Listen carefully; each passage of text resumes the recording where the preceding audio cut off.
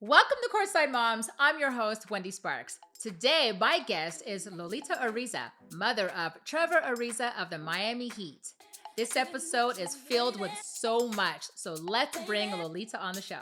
Welcome, Lolita, to the show. I am so blessed to have you here today to talk to us about your son, Trevor.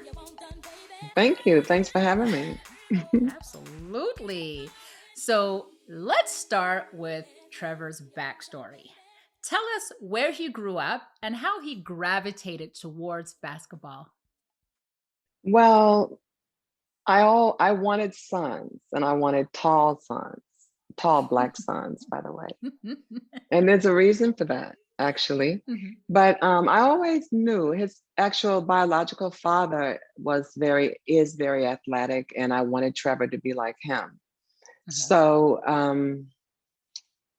he was always into ball. Like ever since he was a baby, he wanted ball. That's the first toy I gave him was a ball. And my sister Ah, Carmelita, she also gave him a ball, and he gravitated to that ever since. And that was kind of the only thing he really loved was ball, any kind of ball. He played basketball, football, baseball.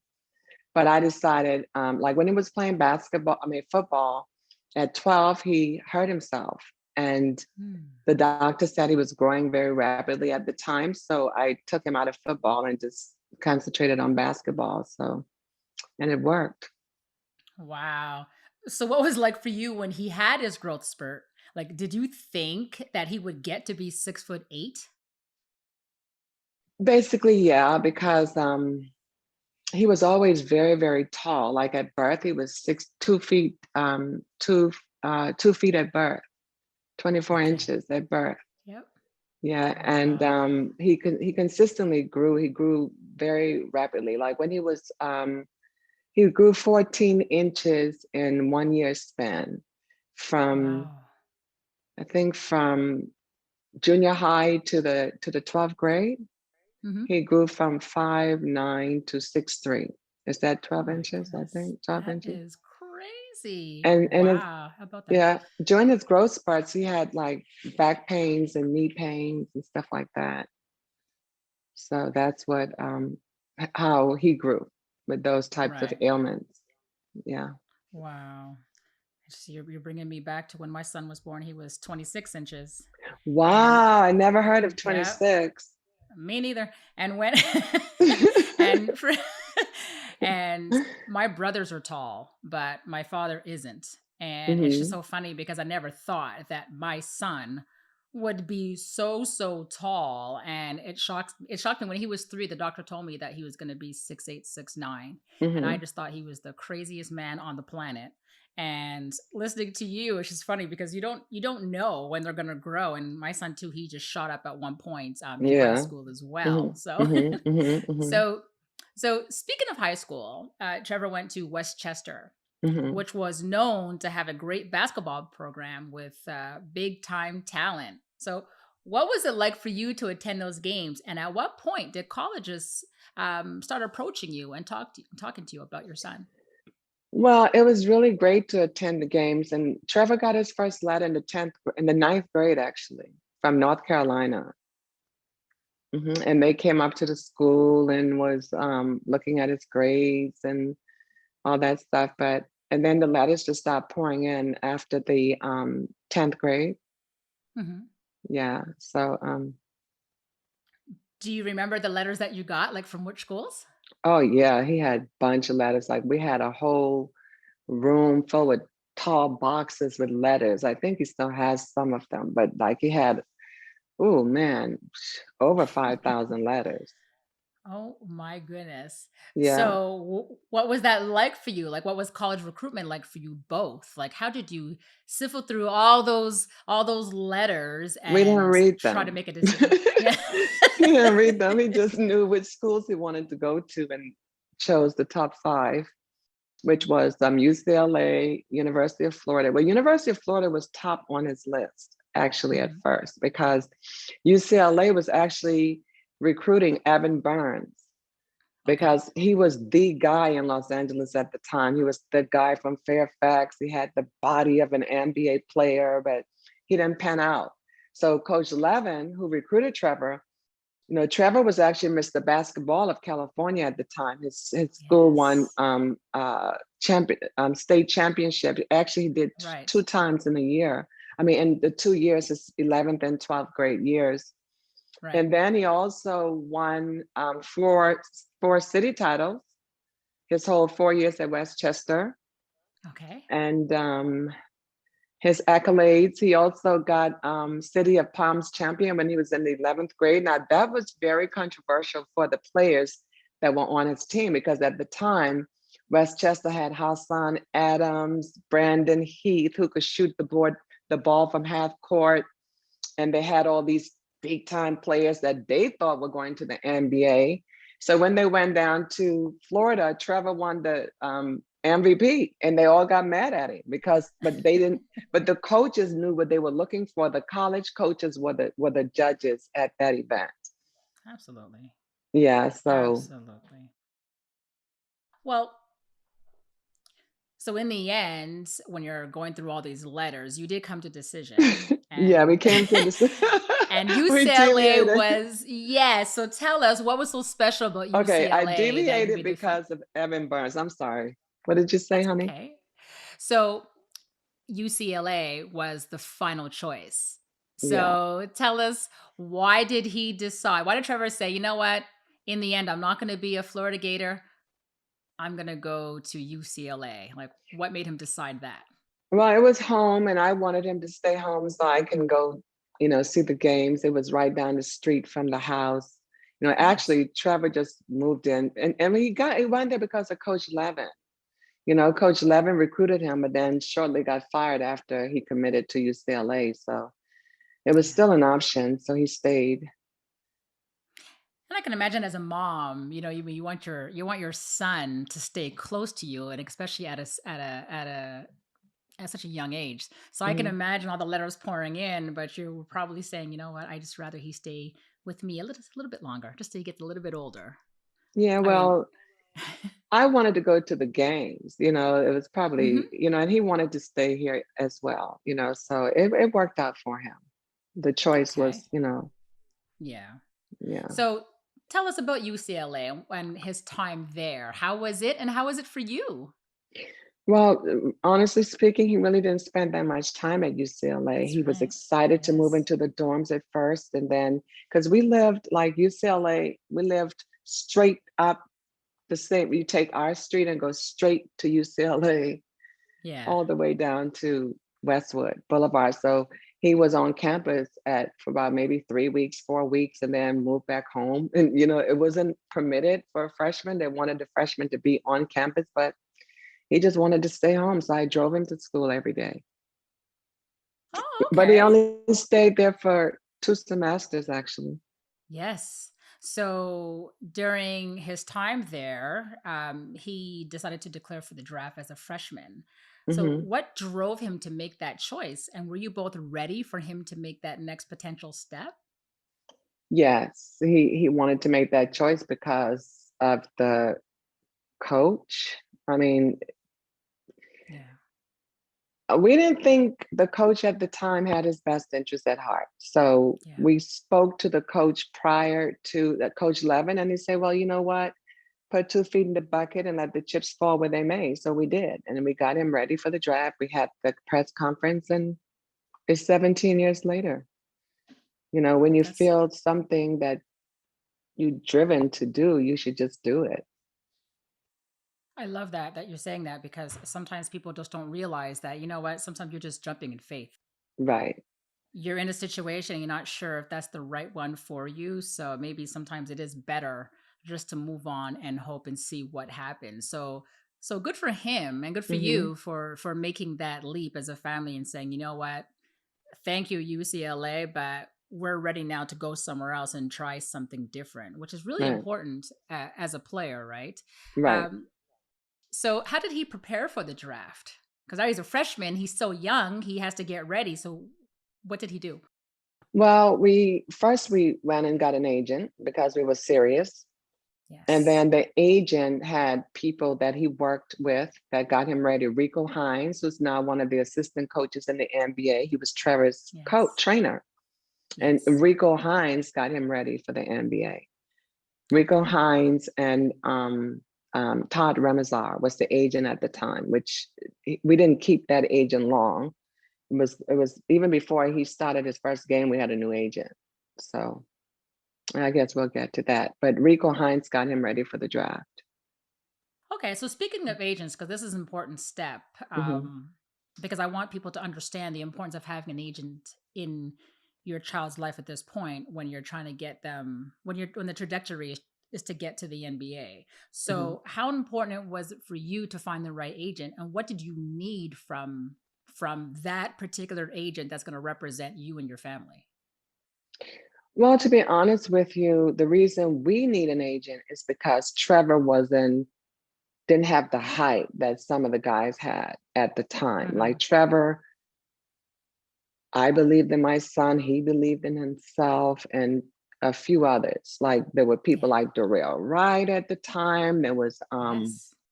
uh a lot of the young back then when Trevor came in his draft, it was the high school frenzy. LeBron James, Dwight Howard, Yes. all those guys. No, LeBron and Dwight came out a year before Trevor.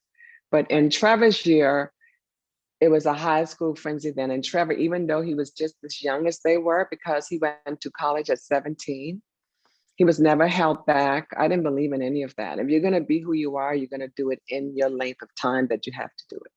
Because most of the Absolutely. kids who were held back for basketball really did not make it, Yeah. if you think about it. So Yeah. Darrell Wright went to prep school and Trevor Mm-hmm. went to college. So Darrell Wright, I think, came out 19th. And then there was Mm-hmm. What's that guy named? Josh, I can't remember his last name. It escapes me. They had Leon Poe and all these guys. And Trevor actually went number 43 to the New Yes. York Knicks, who he never even played for. But as it relates to the agents, I was going to say that in Trevor's case, he needed an agent. But if you're LeBron James, you choose an agent if you want to. LeBron really Yeah. did not need an agent Yeah. because he was very valuable to any team in the NBA. He could have chosen which team he wanted to go to, and everybody would have jumped. Yeah. So some players need agents and some don't. You Nope, that's a really, very you good point. really, really, really do not need an agent. You really don't. Once you like right now, Trevor really don't need an agent right Yeah. now in his established career, but he's always had agents throughout his career. But you really don't need them. If Well, you go ahead, sorry. no, I see what you're saying. My thing is, I guess maybe at the beginning, just to make sure you can. I guess as a parent, you know what I mean. Like you need help getting your son to a certain level, right? So for me, Yeah. for example, I needed an agent because I didn't know. And I wasn't sure. And I didn't know anything about negotiating. That was just me. Like, you know what I Hmm. mean? Like, Hmm. what do I know about going to a team and making sure that my son is working out for these teams? Like, my son needed to work out. And I don't know how many teams he worked out for before the draft, which he ended up going undrafted. Um, but it is to me an How important many teams factor. did your son work out for? I'm thinking a good 10, I believe.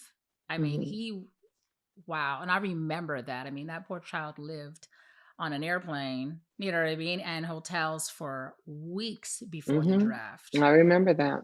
Yeah, yeah. And it was tough for him physically, but in my story, I couldn't have done it without an agent. But I do see what you're saying later on because at this point, like your son, he's what, 16, 17 years in the league. He can do it on his own now. I mean, he has more 17. Yeah. knowledge. There you Hmm. go. More knowledge. Hmm. But I mean, at the beginning, um, I'm happy that I had someone that was able to at least guide us and at least teach us a little bit about what needed to happen. Well, the difference for me is, oh, sorry, did you want to say No, no, something else?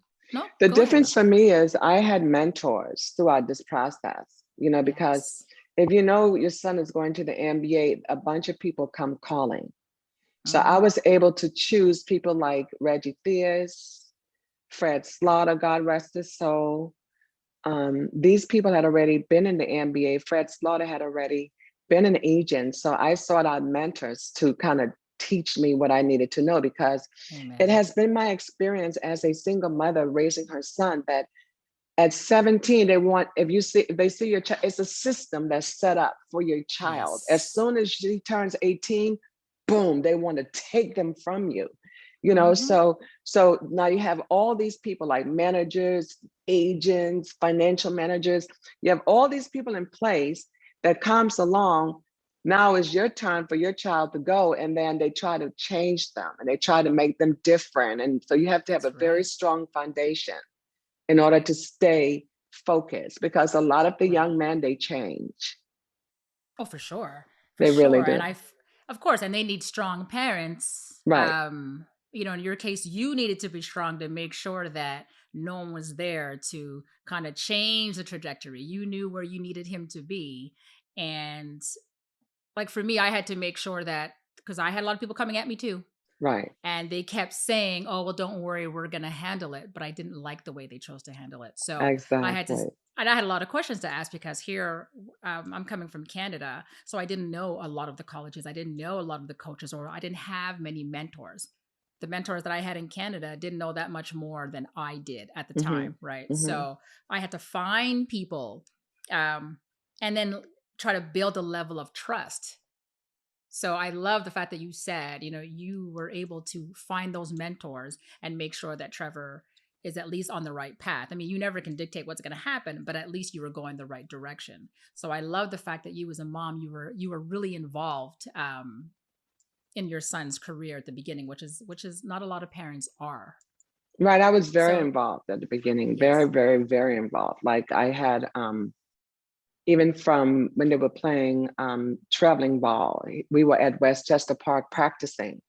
And Okay. the coach from 40 Stars, who became the big basketball travel team around California and the United States because they won a lot of games, then they Uh-huh. became big headed. So when we came Right. back from Venezuela after the death of my son who passed away in Venezuela, um, when we went back to the team, they didn't have any more love for Trevor. Trevor was, they Hmm. had all the local players on the team. Anybody was on the team at the time.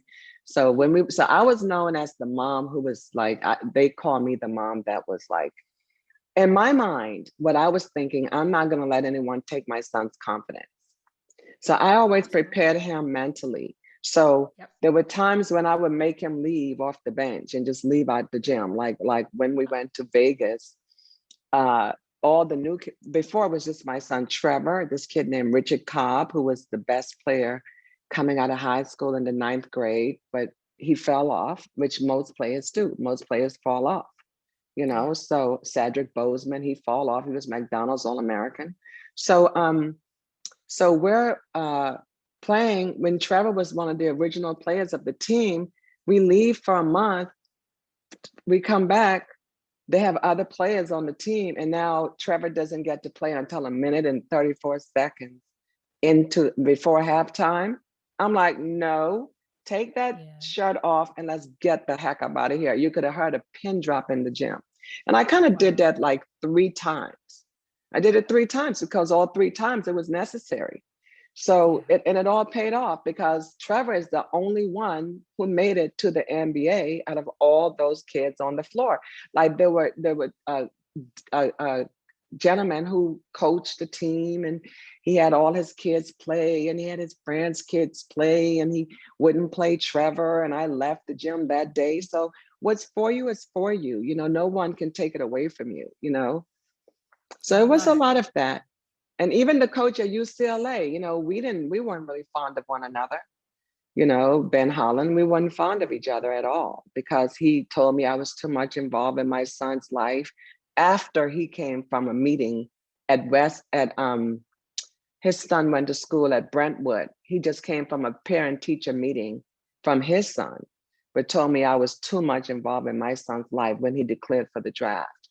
And that's a whole story how that all fell into place. Like we were in his office Hmm. and he said, Trevor is not on the lips of any general managers. He said, you can call Stu Jackson. No, he said, Trevor is not even invited to Chicago.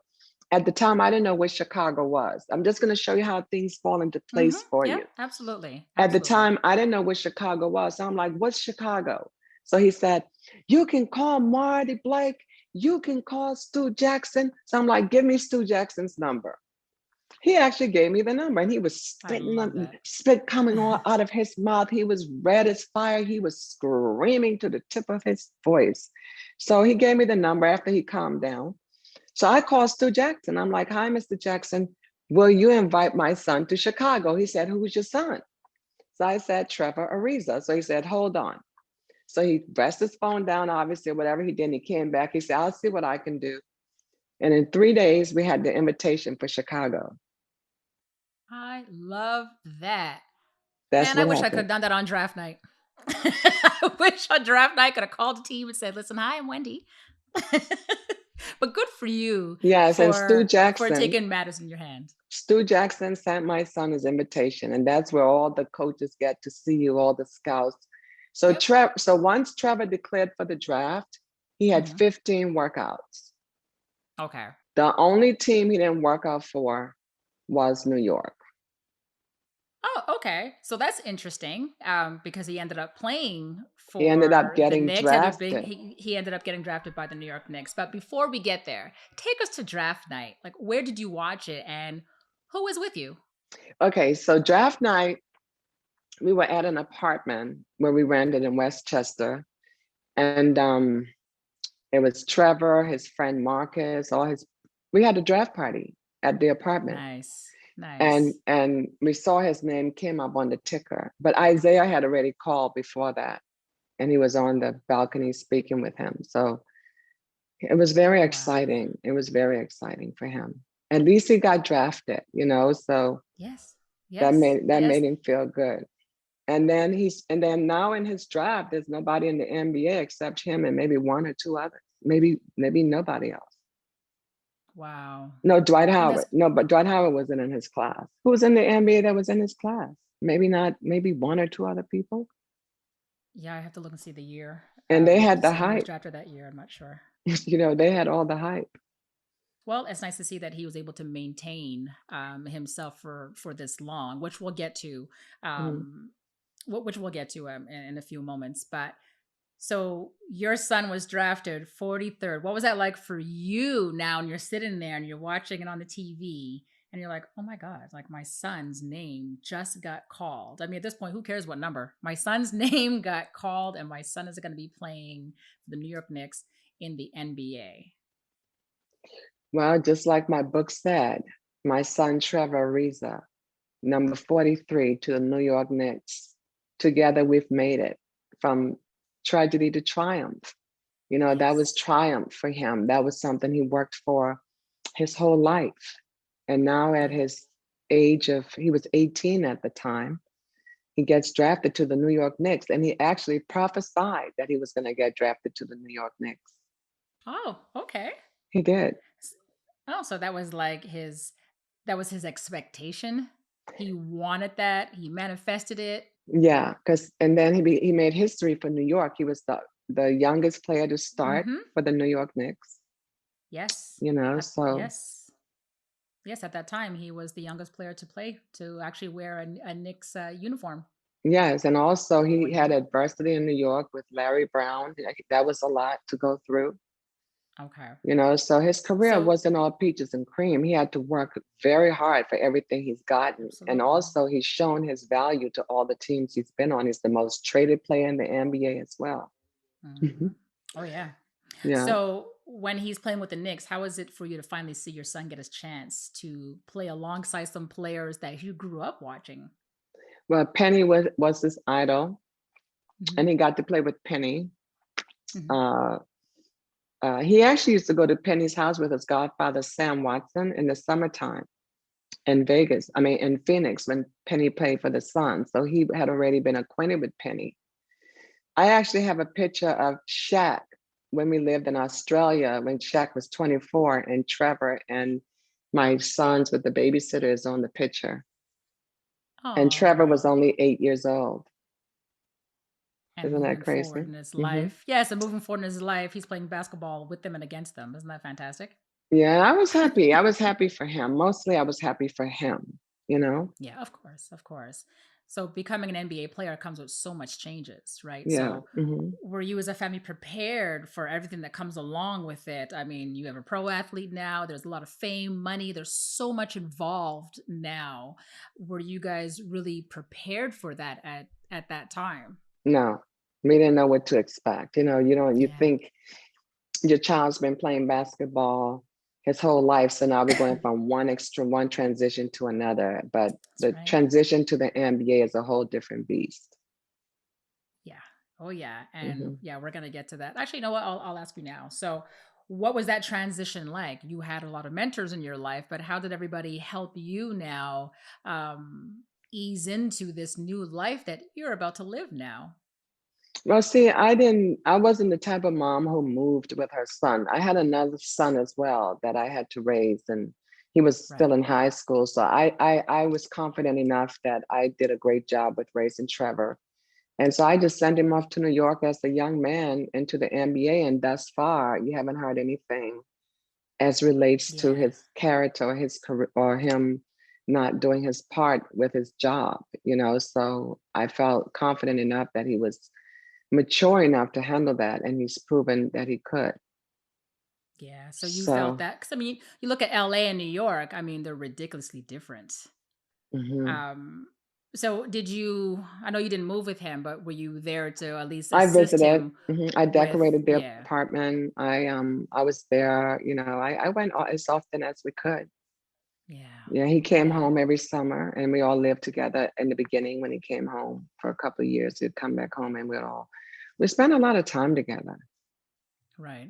So Yeah. his off season, he would come home Hmm. um, to Westchester with you, which is nice. I No, we mean, didn't live in Westchester. We lived in the Valley for a few years after that. okay, okay. Well, He bought a regardless of house. Yeah. wherever you are is home, right? So, Right. Hmm. mom is home. Doesn't matter where you are. You know, to meet our boys tend to find us Right. no matter where we are. So what was his rookie year like for you as well? And at that time, he was known to have been the youngest player, like I was saying earlier. Mhm. Um, So, how did he transition to now becoming and developing into a pro? Okay, so that's a chapter in my book as well. It's called The Jump. Because most Okay. most players don't really transition well from little league Hmm. to high school to college to to the NBA. At some point, they fall off along the way on different levels. So Yeah. obviously, he's transitioned very well from college to the NBA because he's kept his job, he's kept his starting position, he's still starting after 17 years. So his transition has been very, very, very well. Obviously, he plays into his roles. He has a great basketball IQ, and he does his job well. He compliments other people on his team. Now, God bless Kobe, and I respect him with all my heart. But if you look back at that game, and I'm bold enough to say it, and who wants to argue, argue. It can be arguably, it can be facts, it can be fiction. But I Hmm. believe my son should have gotten the MVP of the finals. And the reason I believe that is because if you go back from the Denver series, they wouldn't have gotten Hmm. past the Denver series if he hadn't stolen the ball from Carmelo Anthony and Chauncey Billups twice. And then you go to the finals, and then the Utah series as well. And then you go to the final series, they were down 15 uh, with, I think, a few minutes left in the first half. He shot three threes and then passed the ball on the wing to Derek Fisher to shoot the other three. And then they went into the second half up by one. And then he was very, very, very effective, very, very involved in that championship. And then for them to not renew his contract and go with Ron Artest was like a slap in the face. And I didn't like that at all. That's the part out of all of it, that's the part that upset me the most. Yeah, that's right. Because after winning the championship, yeah, he was traded shortly after. Well, No. he wasn't traded. His contract had Oh, his expired. contract was up. That's right, because he Hmm. became a free agent. Right. Well, let's just go back for a sec because your son still won a championship, and that's really every player's dream, right? I mean, they Hmm. play, but they Hmm. still want to win a championship. And I love the fact that you're detailing what happened at the games, which is great because not a lot of people do. So it seems like you're very involved. I mean, it's so exciting when you're watching your son play and then realizing, oh, wait a minute, we're actually going to win. So I what was love that like for basketball. you? Yeah, I love basketball. I always was fighting with the coaches. Like, You're that mom, right? Yeah. yeah, I was that mom. I was always fighting with the coaches. I was always like, and they would tell me, "Did you know Trevor did this?" Because they would be hiding stuff for him, and then he would get benched. And I would get like, well, I would be like arguing with them about why he's benched because he would have done something. He would have told me. And then the coach would have to squeal on him, and tell me why he didn't play that game or something. But I'll be fighting with the coaches up at Westchester, up at UCLA, all from the little league all the way to. I never fought with the coaches in the NBA though. I knew that it was time for me to step back. Yeah. Yeah, at one point, eh? You're like, yeah, I'll say nothing. Yeah, I said nothing. Well, when we get to the fun facts, yeah, you're gonna answer that question for me. So this is gonna be funny. But but still, let's I want to know the championship. I mean, how did you feel as a mom when you're sitting there? Like, were you at the game? Well, you know what? No, I was actually walking the stage with my second degree in business accounting. I was actually graduating, Oh, and he was winning his championship. I was getting my second degree. I was accomplishing wow. something from my life. Yeah, absolutely. I would have And I like how loved you to say have been that. there. I Of wasn't there course. though, but I was happy Of for him. course. Yeah, And I love that because at one point as moms, you know what I mean, we have to figure out our own lives. We have hmm to sometimes just raise our kids, raise these pros, but yet you have to live your own life. So I exactly. love the fact that you still did Lolita I and did. you were able, yeah. Um, so many players in the NBA struggle to find a home or can't cope with the business side of the league. So, what can you attribute to Trevor's success in playing for over 16 years or 17 years hmm in the NBA? Well, to give an example of the Larry Brown situation, that was really, really tough. That was tough mentally, physically on my son. That took a big toll on him. I had to be on the phone with him all the time. He lost weight. He was mentally like going through it because Larry Brown really, really, really, really. If you look back at those tapes, what Larry Brown did, he called him delusional. He was all in the media, but at the end of the day, Larry Brown ended up apologizing to him because it actually had nothing to do with Trevor. What had happened was Isaiah Thomas was the president of the New York Knicks, and Larry Right. Brown wanted that job. So Trevor was the only draft pick for Isaiah Thomas that year. So Larry Brown had to go after something that Isaiah did in Right. order to get at Isaiah because Larry Brown told Isaiah to move Trevor down to the D League.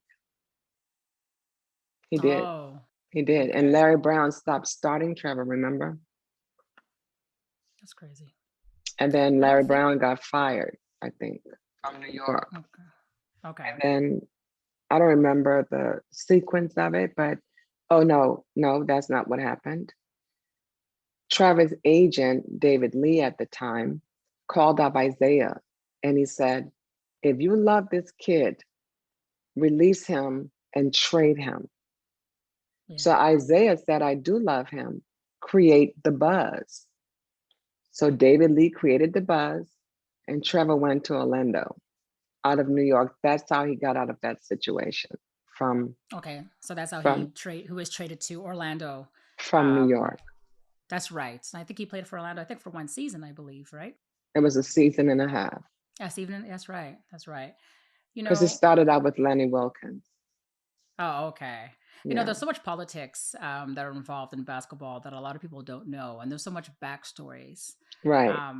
And sometimes as parents, it's tough to deal with ourselves. and then trying to guide our kids just to make sure that they stay level-headed because it's a lot, and they're young.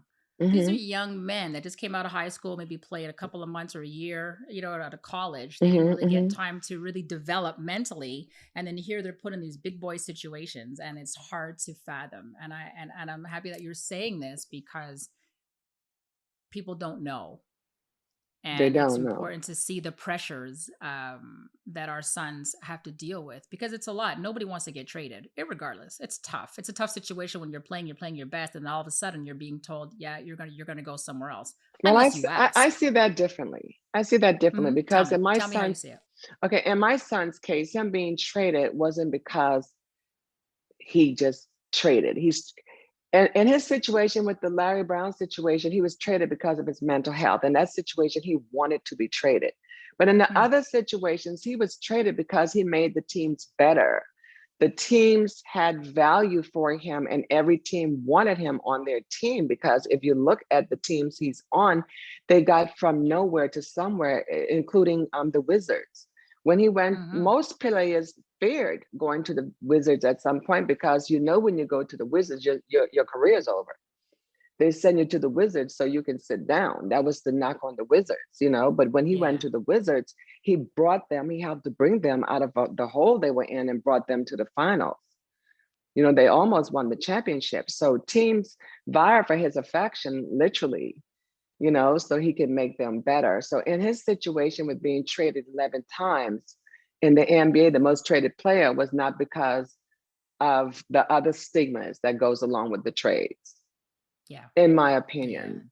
Because some players get traded because they don't play anyway and they just in the NBA for bait.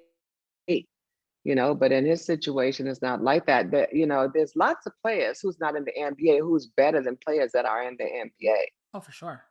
For You know, sure. That is facts. So there are many talented players in the world, but that doesn't exactly. mean that you're going to play or stay in the NBA. That There are doesn't mean you're tangible. gonna. I'm sorry, baby. No, no, go ahead. Go ahead. I said get past the first contract. Yeah.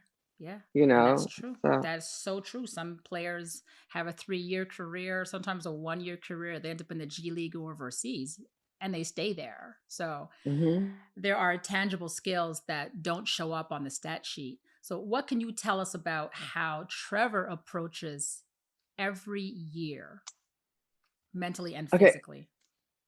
Well, Trevor works really hard, and I always refer Mm-hmm. back to that Larry Brown situation. Like that made him mentally tough, and that was a real great thing for him to experience his Yes. first year in the NBA. That was the toughest he had to be in his whole career. Yeah. Because Larry Brown just came in and just sat him down for no reason at all. And it had nothing to do with him, as we found out as time went on. But you just have to be always be ready. Like when he wasn't, like Trevor just started playing for Miami a few months ago, and because he opted out of the bubble, he wasn't on a team. So he Right. started playing for Miami, but he stayed ready. He didn't sit down home and wait. He was in the gym every single day. So his work ethic is phenomenal. He has a Yeah. great work ethic, and he's always been that way. Wow. How do you stay involved in his career now as mom? Well, I don't. I don't because I'm ready to live my own life. Like I'm doing That's my right. own thing. Like I said, I have that book coming out soon. Yep. It's called the working title right now is They Say I Couldn't, But I Did, a single mother's guide to raising a champion. So Beautiful. that's the working title right now. I'm working on my restaurant. It's called Grits and Toppings. I had a tasting yesterday and everything went really, really well. And where is that going to open? I'm going to open the first one here in Los Angeles. I'm franchising them. And I make Nice. all sorts of different kinds of grits dishes. It's not like just white grits, it's different kinds of grits dishes. Like yesterday, if you care to hear, would you like to? Of What I course. made yesterday? Yes, tell Okay, me. okay, so the first course we had grits waffles It's different. with eggs and chicken sausage, of course. And then the second course we had was a grits quiche with chicken apple sausage. Mm. The third course we had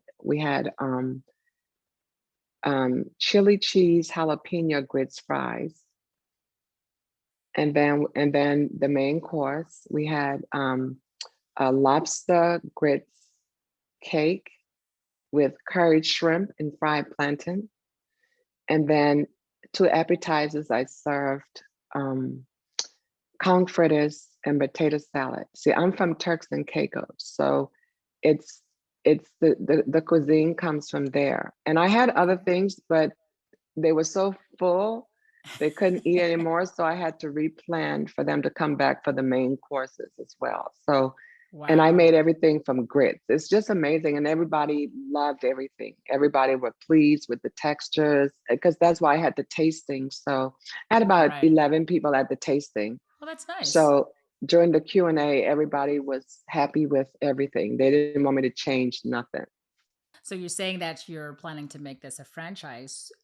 Once you open it Yeah. in LA, are you going to franchise them within LA, or are you looking to go outside, like out of your state? All over. They can get them wherever they want because grits and toppings, think how unusual that is. And you Yeah. have all these different grits dishes and it's Okay. really great. It's very delicious. You don't even know it's grits. Well, Well, with the grits waffles, you don't think it's grits. right. Well, I'm moving to Connecticut, so hopefully there'll be a restaurant there one day. So Then maybe you can franchise one. How about that? you never know. You That's it. never know. Moms working together, right? That's what we do. Exactly. So Exactly. tell me about your book. Well, it's being edited right now. I have a ghostwriter actually. I gave her Hmm. all the stuff and have her make it make sense, and she's Yep. working on that. I plan to have it launched this next basketball season around November. And what are you hoping to get from this book? Well, this book is actually a hand guide to teaching upcoming moms and parents, dads as well, the do's, the don'ts, what to avoid, what not to avoid, what to do, what not to do. Well, just giving my honest opinions about my experience. Right, right. That is so important. And I Yeah. see us as testimonies Hmm. for up and coming parents, like you're saying, of amateur athletes. All we can do is tell them what we went through. And I like to share the bad part as well, just so that they Hmm. can do what they can to avoid that. So when I look at you as moms, I'm like, that's beautiful that you're writing a book so that you're giving somebody really hope and an opportunity to look and see how they can make things better for their son or daughter as they're growing and trying to become a pro athlete. So good for you. So please, yeah, let us know when the book comes out because we would love to put that on our social media too and promote you. Thank you. I appreciate that. Absolutely. So at this stage in Trevor's life, what are the most important things to him, both personal and career wise? Well, I can't answer that. That's something you have to ask him, Yeah, I guess it's true. It's always your but opinion, right? So, yeah, well, for him, I think he's winding down. He's been 17 years, he's probably tired, yeah, like he's probably ready to relax, enjoy his life. I mean, his career he still looks like he plays like he still looks great. for sure, for But sure. I'm sure he's probably having body. He's been lucky enough not to have any real injuries and broken bones and stuff like Right, that. So, right. um, but I think he's probably ready to relax a little bit. What do you see him doing after his playing career? Well, he's done a lot of great things with his money, his life. He has investments. He has 6 Buffalo Wild Wings that's doing really well. He's doing pretty good. He's got some real estate. He's got other things. He's set up pretty good. I don't see him going broke like a chapter I have in there, where players like Vin Baker, Lord forgive me, sorry Vin Baker and the Walker guy, they had over $100 million and end up broke. Yeah, that I don't You understand. know, yeah, it's just crazy. How do you go broke and you have $100 million? How? Yeah, I I don't don't get that. understand. Bringing that up real quick, um, the rookie transition for the NBA. Hmm. And again, this is just a question Hmm. because when we're talking about players going broke Hmm. um, after their careers are over, do you feel that there should be more from the NBA, and then just a question, um, that can assist the players about life after basketball? And I'm asking this because they came up before. I had a conversation with a bunch of parents, I think 2 years ago at All Star, and it was brought up. And we were just saying, a lot of parents were voicing, my son needs help, or you know what I mean, and they were saying, yeah, but it's us as parents, or you know what I mean, the people that you have involved in your life that should be helping you. But to me, I agreed with that, but to me, I just thought that maybe there should be some chapter within the transitional period, the rookie transition that they give them. You know what I mean? That they make them go through the year after they're playing. That should at least help them and say, look, you're going to be coming to a lot of money. A lot of these kids didn't come into, you know what I mean? They didn't come from the $10 million family. They didn't. So now they went from having a little bit of money to a lot of money, and they don't know how to manage it. So do you feel that there should be something from the onset from the NBA that can teach them um, how to at least start off and manage their money moving forward once they're out of the NBA? I feel like the NBA should. I think like they should put something in place for not only 1 year, for probably 3 years, Hmm. where it's mandatory that they go to. Ultimately, the player, I mean, see, you can't impose anything, you can't make them Right. do it. No, But no. just like in college, if you have a curriculum and you have to follow it to be a part of that program, Hmm. then that's what it is. Right. And then you may have some players rebelling, well, this is a violation of my Fifth Amendment rights. It might be a whole bunch of controversy to come along with that. That's probably why it does not exist. Yeah. Because I'm sure they had this proposed to them before, and then they probably had a lot of rejection or objection to it. Why it's not in place, because I don't see why it's not in place. But then even in the NBA, so many players get ripped off by these so-called big time agents. So and oftentimes people that's in money, they get into money so they can steal it. Yeah. That's so you don't know who to trust. So it's all through trial and error. You have to just keep your fingers crossed that you meet the right people that have your best interest at heart, which is really hard to do. And then when you meet those people, the people that does not have your best interest at heart, encourage you to get rid of the people who does, Love because it. they become your friend. So then you think that they like you, so they know just how to give you that lip service to get you to do what they want. And that's what I call the groupies. And they have the male groupies as well, or the bandwagon jump on us. They come posing as this and posing as that. And you need to, okay, another thing is check everybody's background. If it Yes. say, if it says that they're a thief, if they steal a piece of jeans, a pair of jeans when they were young, they're a thief. Do not trust them. And I'm telling you this, and the person who knows what I'm talking about, he knows who I'm talking about. And I really don't care. He knows what I'm talking about. So don't trust people. And if you see that they make a mistake, if they made a mistake, if you have contractual issues, fire them. Don't hire them after you have contractual issues where it looks like money has been funded. If you find stuff around where it looks like they've been not honest with you, and they've Hmm. been going through your child and not you after they've made a promise to be honest with you, get rid of them right then. Perfect. Love that advice. Seriously, Um, really. so thank you so much. It's really important that a lot of people know this. Yeah, so listen, Um, so let's not leave that up to the NBA. Let's get our sons while we have that relationship with that's right. them, and we do it. That's right. You put the proper team in place, but before you put that team in place, make sure you do extensive background checks on these people Yes. that you put in place, because you can't do it. You're gonna need a team once they get to that Yeah. level and making all that money. But make sure the team that you put in place, you do a background and extensive background check. 100%. Because like I mentioned earlier, most people get in these positions to be able to have access to this kind of money for their own Yeah. benefit. I've seen it happen way too much in these last 17 Yeah. years. I'm a veteran here, guys. Well, So I've seen it all. I've yes. seen it all. Yes, you are a seasoned mom, and that's why I love listening to you because, like you said, you've seen it all. You've been through so much, and the NBA has changed so much, and you are witness to all the changes that has happened since since 2004 when he got drafted. So I Mm-hmm. love what you're teaching, which to me goes back to your book, because your book is transitional. It goes throughout the years. And I'm sure when Mm-hmm. people will be reading your book, they'll be able to see the changes, and that'll help people um, to prepare for the future.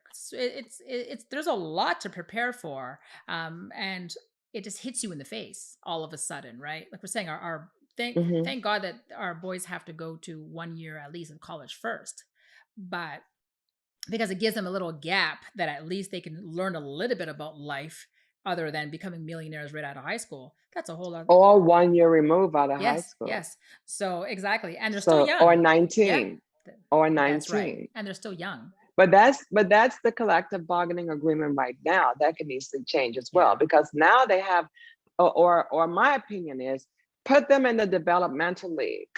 Mhm. Only players that you plan to bring up to the NBA, not just to make a squad. Like if you have players that, instead of going to prep school, that does not want to go to college or doesn't have the ability to go to college, and he's a really great athlete, then put him through the developmental league so he can get better for the next year, and also give them classes. Yes. That's what I think the NBA should put in place. And during this year, the classes should be financial literacy classes, logical thinking classes, classes like that, like pre-law classes to make them think better, Yep. especially the young. And I don't think there's anything wrong with that, because if you put that in place, you're not literally telling someone what to do. Right. You're provoking their thought process. I mean, if you look at the WNBA, they have to go to college. You know what I mean? They They have don't go to. from And high there school. you go again. Yep. The biasness between male and Yeah. female athletes. Yeah. It's just a difference in women and female. And we just have to accept that as women. We're just, different. We expect to be the same on some levels. It's definitely a social bias against Oh, for us. sure. It's for For sure. sure. But for Yeah. me, if I were a WNBA mom, I would much prefer that my daughter go through college first, before her professional. You know what I mean? Because at the end of the day, you're only going to be a professional player for a certain amount of years. What you're going to do when you come out? You have to know. You have to have some business sense or have some sort of idea what your career will be. College is great for Yeah. everybody, every athlete, but you don't have to stay in college to get your career. No. If you can make $1 million. I mean, if you go to college to get a scholarship, to get a loan, to go get a job, to be in debt. A child coming out of college shouldn't be in debt over $100,000. That's what happened to the normal Yes. people in our society. But an athlete gets free education, gets adorned the whole time they're in college, and then goes, most of them, well, not most, a small percentage goes to the elite status of the world. And then they move on to be the businessmen of the world, if they have the right team. That's right. That's right. So I would say, if you have the chance to make the money and then go to college. Well, with the men, at least they always have the option of going back to college too, right? Women too. Yes, yes. We have the option of going back Oh to no, school. yeah, I was talking about the WNBA players versus NBA players. I mean, WNBA players they Okay. graduate, so they've already went to college. Yeah, because they have no other choice. Right. They have no other choice. That's why the NBA should set up their own college. That's The different. WNBA and NBA should set up their own college where they're training you already for the whole 4 years you're there. Training you to be. And you only right, right. That's what they should do. The college of the NBA. That's what they should do. That's different. Real talk. And then they teach all these things through that program, because nowadays, like the basic information is math and English, right? So you teach math and English, but then you teach the things that you learn through life. Like nowadays, they're doing like group sessions in college, which is better than individual sessions, because now you're preparing yourself for afterwards. Right. Like you have the group discussions and stuff like that. So do that in the NBA, like have a 4-year NBA college. I like that. And only the elite players can attend.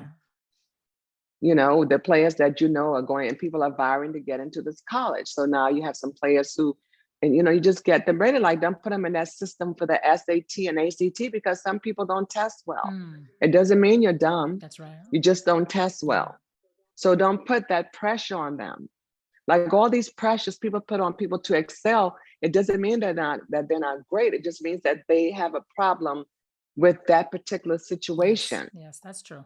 With right. That don't mean that they can ace something. If most people don't, some people when they're under testing situations get nervous energy, all sorts of stuff. Yeah. It doesn't mean that they can't do the job.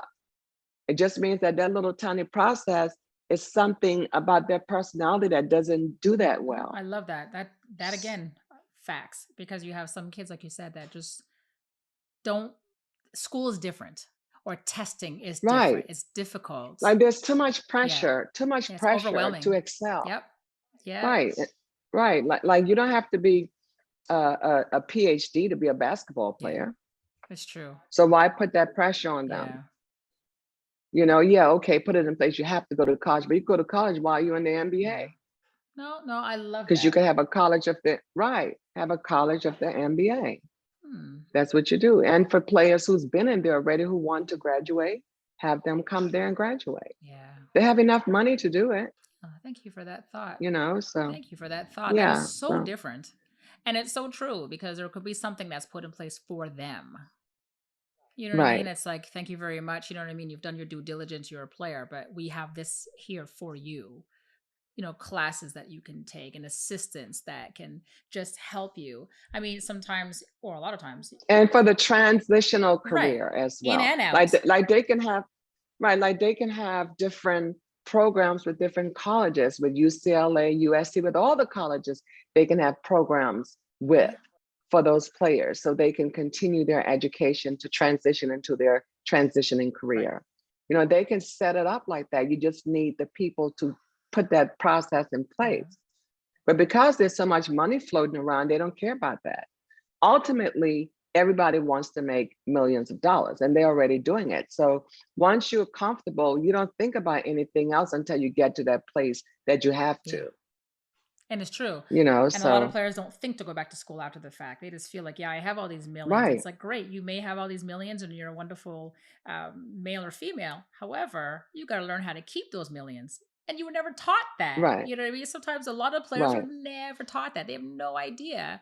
And then, like you said, they're broke a couple of years after because all they did was sit around and spend because there was no one there to say, you know what, maybe you should invest or maybe you should put some money aside. And for them, a rainy day doesn't exist. It'll never come because here they grew up with their parents who paid for everything. Then they get to school and it's free. Everything is paid for then. So they don't understand anything until they're actually in it. And even then, you got financial advisors that are paying everything for them. So they don't know what it is sometimes to pay a bill or to, And themselves you know what I mean? sometimes, There you go. for them and themselves. Amen. So be careful who the financial manager is. Always have more than one person, have a Yeah. gatekeeper. Don't have one person doing Yeah. nothing. Always have 2, 3 people doing Oh, for something. sure. It could be part-time. It don't have to be always. It could be, and always hire a forensic Hmm. accountant every 2, 3 Oh, for years sure. so you can see where the mistakes Yeah. are and stuff like that. Yep. You always, Sometimes you got to audit the auditor. You know what I mean? Just right, you have to. yes, yes, it's You have to. You can't trust nobody, yeah. Yeah. especially with the money. You just can't. Yeah. You can't. No, and especially when players get to a certain level. Um Hmm. and it's sad because you have some players that make, I don't know, 1, 2, 3 million for their entire career and it's gone. Gone. You know what I mean? And then they're just living. That's only 1, 2, 3 million is only a million Yeah, but that after taxes and exactly. expenses. You Child that's my support. Child thank support you. is what breaks them. Thank you. And half the time you can't buy a house or you can't do anything. Can't do No. anything. You just gotta live like the common man, Yeah. especially the NBA players who's only made minimum Yep. wage. Yep. That's when you have to be smart. That's when you need your degree. That's when you need all of that because that could be the caveat to you having more money than the ones who made it while they were That's playing. right. That's right. You get So that eight just got to hundred be thousand. smart about That's it. right. You get that $800,000 salary. You gotta let that stretch. How? You know what I mean? This is Hmm. where I Hmm. think they should be smarter and learn to invest because that's got to go somewhere. Because you might be that one-time player, and Hmm. that's all you have is that little bit of money, right? So But you have to make good investments. The best investment is real yes, estate. The best investment is not the stock market. no, because you lose a lot on the stock market. The best investment is real estate Yeah. because you can't lose in real Yeah. estate. If you're in real estate, your investment is consistently growing, your property is appreciating Hmm. in value, and buying big houses to live in is not a good investment. Yeah. I agree. Buying income property is a great Yeah. investment. I You agree. know, to say I live in a big old mansion with no income property, that makes absolutely no I know. sense. So buying income property is the best investment. That's another bit of Yeah. advice. Buy real estate. That's the best investment that anyone can invest in. Oh, for sure. Real talk. Yeah. No. Seriously, No. because your money is consistently Yeah. growing. Yep. I had that conversation with my son, and I was like, you buy, like you said, real estate, and when you're ready to sell, either way, it's gonna sell more than what you put in.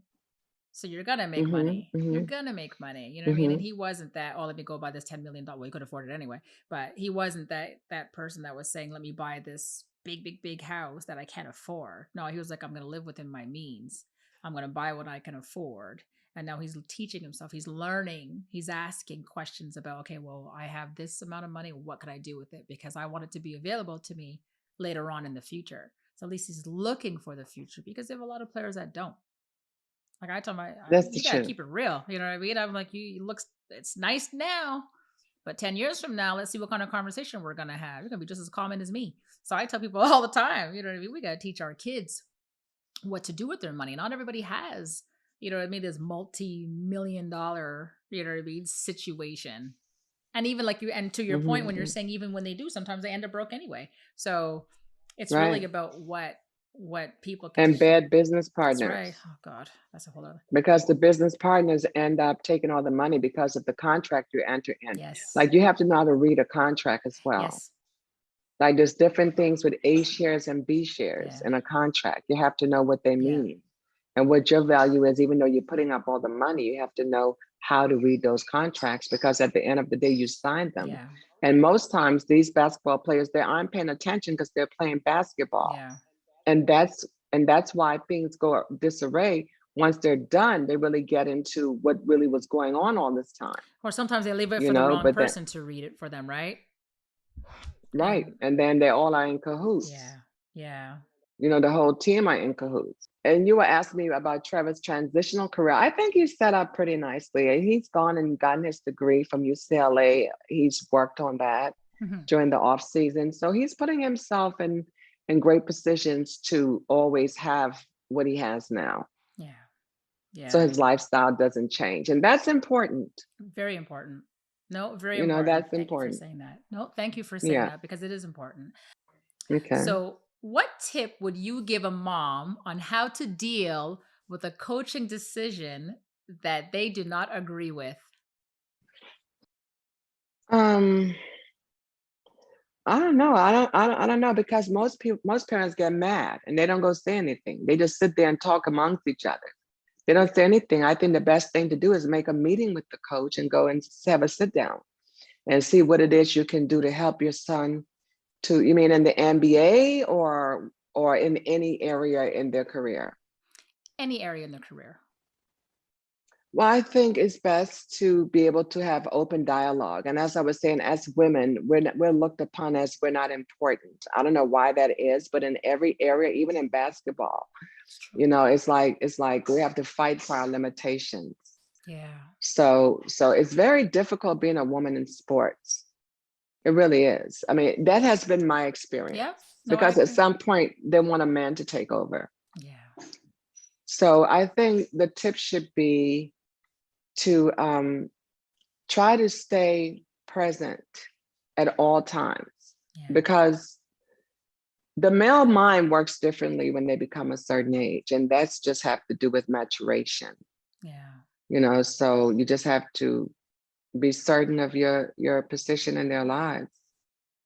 But sometimes there's nothing you can do about it. You just have to sit there and talk to your son if you don't have a relationship with, because if you look at the dads, it's a whole different thing when the dad Yeah. go talk to them. Yeah. But when the mom does, it's a problem, Yeah. Sometimes it's different you level of know? respect. Yeah, I agree. Yeah. Exactly. I know what you're So saying. So oftentimes people just gossip and talk and they don't say anything, and then the son falls off, and then it's a personal problem with the coach and the child. And I mean, there's nothing you could do about it. Yeah. No, sometimes just At grin and the bear it. right. So far, it looks like it's nothing you could do about it because they make themselves so indisposable to the mom, seem like to me, in my experience, like they seem unapproachable. Yeah. And Yeah. then the son, now this is a like this is a, and then the son being a man, he don't want you no more to do it. So now you have to transition into being in the background. So that's the tough transition for the mom, to Yeah. transition away from letting the son now handle his affairs It's instead of true. you. It's true. Now you can be the sounding board that he talks to, but once it gets to the NBA mom, it's time for you to not say nothing. Yeah. No, it's true. It's as moms, where we're so instrumental in getting the career going, and then Hmm. once they're there, now to be voiceless sometimes can be difficult for some moms. It really can, or even fathers. You know what I mean? It's difficult because you're like, wait, hold on a second. But Right. for me and my experience, I was like, okay, you know what? I helped, but now it's like just you do you, because I'm not a pro. I'm not an NBA coach. I'm just using the NBA for me for an example. I'm not an NBA coach, right? You know what I mean? Like my son was hired. Let me not say nothing. You know what I mean? Like just let's just move forward. So, what advice would you give to a player on how to deal with a tough teammate? Well, just know that nothing anyone else does has anything to do with you. Love it. Love So it. but you have to be evolved to get that. Because oftentimes, if someone walks up to you and says, "Oh, yeah, yeah, yeah," you immediately come back with that type of aggression. Yeah. Not recognizing that, okay, what this person is going through, what's going on? I have nothing, I didn't contribute anything toward that. Yeah. So you have to step back sometimes and look at things from a different perspective. Yes. So if you instill that, but then they're men, they have all this testosterone going around, and a Mhm. difficult teammate, like there's different levels to that. Yeah. Like, what do you mean? Yeah. Difficult teammate in what sense? Um, it could be anything. It could be whatever your mind goes to. I don't know. Trevor is playing a game. One of his teammates is just getting on him. No matter what Trevor does is wrong in the teammate's mind. How would, and Trevor came to you and said, Ma, this guy is like, yo, he just won't get off my back. What would you advise Trevor to do on how to deal with this That's particular? happened. Yeah. That's happened early in Yeah. his career. That happens early in his career. Like, avoid him. Yeah. Just do your job, do what you have to do, just ignore him. But here's what happened though. When Trevor was a rookie Mm-hmm. in New York, Mm-hmm. I don't know if you remember Tim Thomas and Malik Rose. Okay. Yeah. Remember Malik Rose and Tim Thomas? Malik Rose, yes. Tim Thomas, no. Trevor had to drop them both to the ground. Like they tried him in practice as a rookie, and he had to fight with them and beat them both up. Oh, wow. It's true. And then that's why, and this was in practice. Okay. So Trevor set his standards early in the NBA. That's why nobody never messed with him. Yeah. That's why when Steph Curry, Isaiah was commentating a game one time, and Steph and Trevor had gotten to a little altercation or something, and Trevor was walking off, and Steph was walking behind Trevor, and Trevor looked back, and Isaiah said, "Steph, if you know good for yourself, you better leave Trevor Ariza alone." You know what? Some players just don't want to be messed with. I mean, and it is what it is, right? Have you It ever is been what it to a is. game? That's it. Have you ever been to a game and Trevor got into it with another player? Yeah. Yeah. hmm Like, what do But you do as on the mom? opposite team, Oh, yeah. nothing. On the opposite team, nothing. Just know that if he come at him, Trevor's gonna whoop his ass. That's all I know. My son can fight. Yeah. My son is a great, great, great. He's a great swimmer, a great fighter, a great athlete, great dancer. He's very athletic. He does a lot, but he won't go start a fight. But if you Yeah. come his way, he will sure put up one. Listen, You have to he's be a gotta good protect fighter himself. to beat him, because here's what used to happen when they were young kids. Mhm. They used to get in the gloves to dispute. Like I used to have all the boys around, And when there was a dispute, they'll get in the gloves to settle the dispute. Okay. So that's how they learned to fight. They Right. grew up in the gloves. So he's a really good fighter. He really is. So, Natural and I born think fighter. I think its reputation is known in the NBA that don't mess with him. Yeah. Yeah, He's I not gonna agree. mess with you, but don't mess with him Oh, either. I got you. Yeah. I got And you. you never heard anything about him.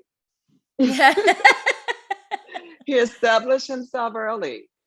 So, what is it like for you to be the courtside moms to Trevor Ariza? Well, I just sit there and get into it with people who say stuff and defend him. And, I listen most of the times. I get loud. I watch the games and just say what I feel.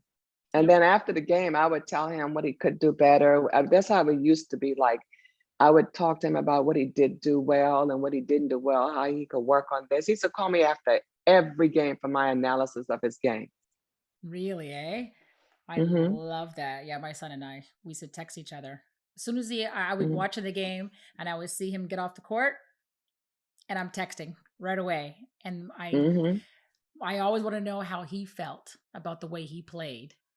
And then the minute he tells me, that's when I'll go into giving him my little 2 cents. And it's fun Hmm. because it's like how we would Hmm. connect, right? Hmm. Hmm. So, since you love to cook, tell me, what is that go-to dish that you make that Trevor cannot live without? He loves my macaroni and cheese. He loves a lot of my dishes. Like, Oh yeah. I cook for the whole teams. Oh, What team does your nice. son play on? Toronto Raptors, Okay, I never cooked for Toronto. And what other team has he played on? Orlando Magic. Okay, that was before. How old is your son? Oh, he's 28. Okay. He's going on Yeah, I've his cooked. fifth season. I cooked for the New York Knicks. I cooked for the Sacramento, for the Kings. What's that? Who Trevor played for in Sacramento? I mean, whenever he played over there, I cooked for the Hornets. Mm-hmm. I cooked Like New Orleans, for yeah. all the Knicks. I cooked Wow. for Houston, and they Wow. love. I mean, there were empty dishes. There was nothing left. I cooked for Portland. Wow. Okay. Yeah, so a lot of people know that I cook, So and they note love to my self. food. Note to Yeah, self. When the yeah. Raptors play Miami, I'll have to come looking for you. If I'm there, Yeah, I might be yeah, here yeah, running the restaurant. yeah. Hmm. Yes, But yes. whenever you're in town, just call me. Oh, absolutely, absolutely. Well, we'll talk about that offline. Absolutely. I love to Hmm. stay connected with the moms. That's so super important. Right. And for us to support each other, right? So I'm Hmm. happy for you with your book and your restaurant. So, and Thank we'll talk you. about that after. So other than a basketball, what was one item as a child that he could not live without? Basketball. There was Yeah, nothing nothing. else. I'm being totally, totally honest. Yeah. Listen, he had three toys. Hmm. A red tricycle, one of those popcorn things Yeah, with the yeah. eyes, one of That's those, that's awesome. and all balls. I had about maybe 20, 30 balls around the house. And it was never an option to punish him with his balls Yeah. because when he was a baby and a little boy, he was very hyper, extremely hyper. And people would say, oh, you need to have him medicated. You need to do this. I'm like, no, I found something that he loved, and it was the basketball. Yeah. So it's his basketball, and that's it. And he just played that ball and played that ball. And then even when like I would let him bounce his ball till about 9, 10 o'clock. Because even when we lived in college in the apartments, you can tell me it's 10 o'clock. The Right. people used to be taking the broomsticks and hitting the ceiling. And I'm like, it's 10 o'clock. It's not 10 o'clock. And I would have him out there playing with all the college, all the other teammates, Yeah. kids. And he was always taller, always took it serious, always on ball. I have pictures from diapers shooting into Michael Jordan's goals, Oh, that's so beautiful. he's always, and I didn't let him burn out. Like some kids, even though he played ever since he could play anything, Hmm. I didn't let him play on 2 or 3 teams at a Okay. time, Okay. one team at a time. Yeah. Other kids was on 5 teams, 6 teams. Like, how do you play on 5 and 6 basketball Yeah. teams? That's too much. So That's a mhm, lot. I find that's a lot. Yeah, I kept my I think son so on one too. team because I wanted him to focus and I wanted him to feel, I want him to live out his commitment. If you're, you know what I mean? If you're going to, if you're saying that you want to play on this team, then I want you to be fully committed and play for this team, because then you're going to have Mhm. schedule conflicts. You're going to run into, oh, I can't come to practice because I'm here, or I can't go to this Mhm, mhm, game. So, mhm, mhm, and my son mhm. too, a lot of people would approach him. I'm like, no, you choose one, and that's what you're going to go with. And that's how I had to Right, keep, you know what I mean? Because they have to learn at one point, right, what commitment is. right. They Uh, do. yeah. So, did you have a childhood nickname for Trevor? And if so, what was it? Well, I always call him Anthony by his middle name, Hmm. but my father calls him Goose. I love it. Was there a reason? Like, how did Goose come along? Like, Well, when he was born, my father says, "This the little mongoose?" I don't know, he's a but big Goose baby. stuck.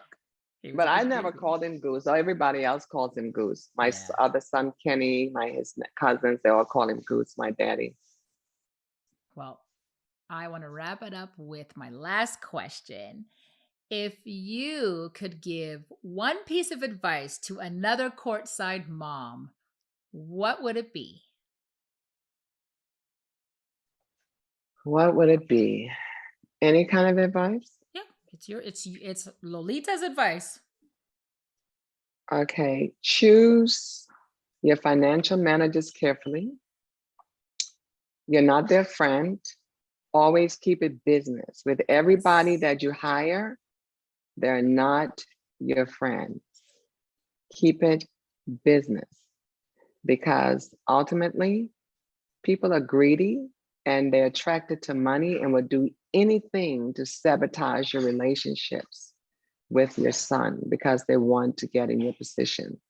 So be careful of the people you choose along the way. Your sons are going to change as they grow because you know they're growing. The women that comes in their lives are the biggest influence.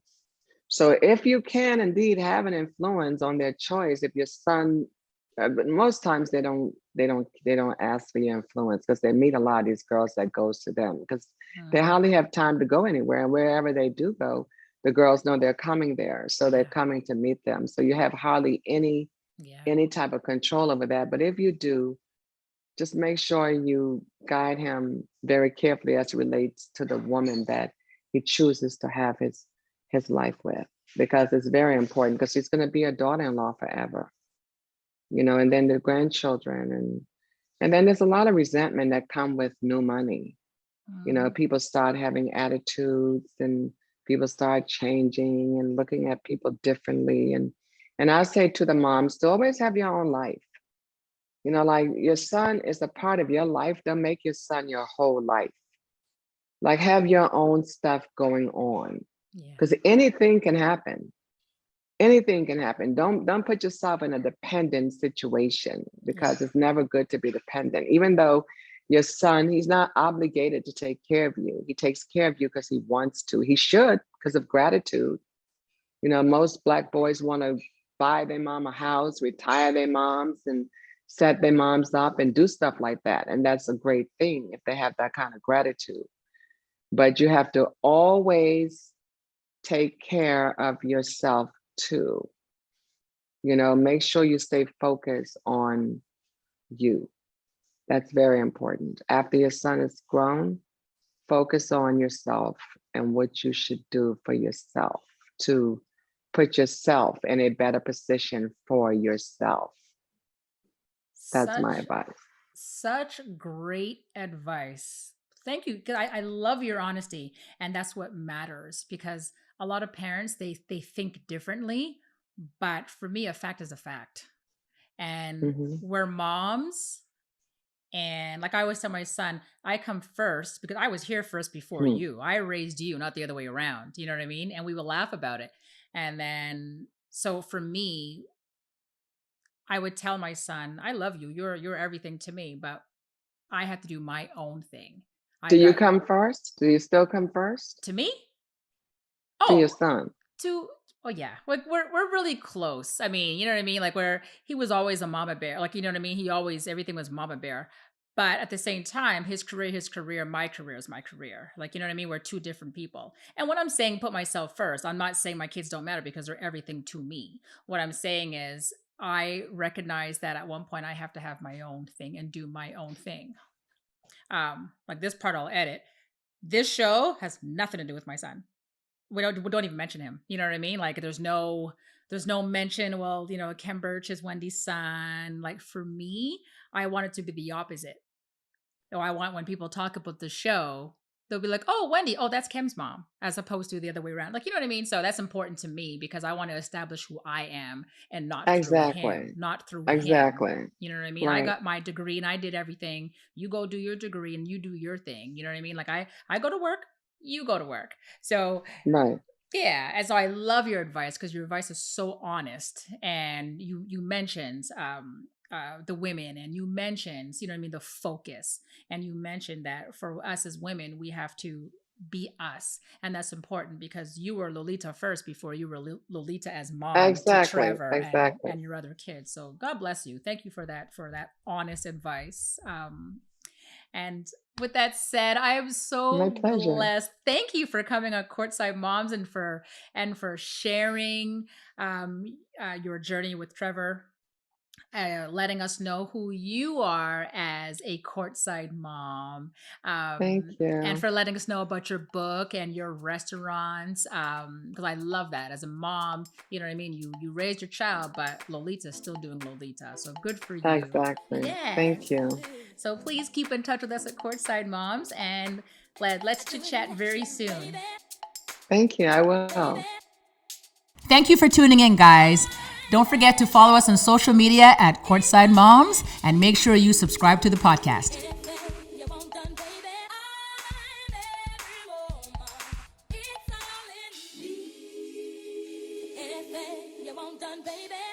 Do it naturally.